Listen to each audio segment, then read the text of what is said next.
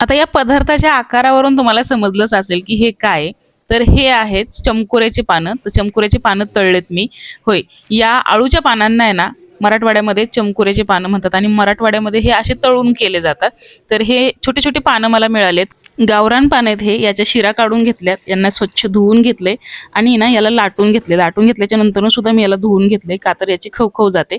तर इथं बेसन घेतले, लसूण मिरची आलं ठेचलेलं यामध्ये घातले, जिरं, हळद पावडर, धने पावडर आणि ना कोथिंबीर घातली, थोडं थोडं पाणी घातले आणि मिक्स केले. याच्यामध्ये मिरची पावडर आणि हिंग घातले, का तर बेसन पचायला हलकं जावं म्हणून.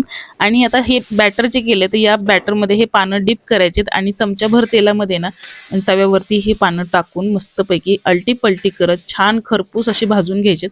फक्त चमच्या तेल याला लागतं आणि खूप छान हे पानं भाजले जातात. असे लो फ्लेमवरती भाजायचे.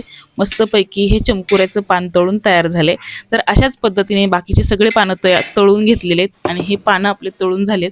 तर आहे ना या पद्धतीने नक्कीच तुम्ही हे पानं नक्की ट्राय करा, तळून पहा आणि खाऊन बघा आणि कमेंट करून नक्की सांगा. आणि हो, व्हिडिओ आवडला असेल तर चॅनलला सबस्क्राईब करा आणि हा व्हिडिओला लाईक करा.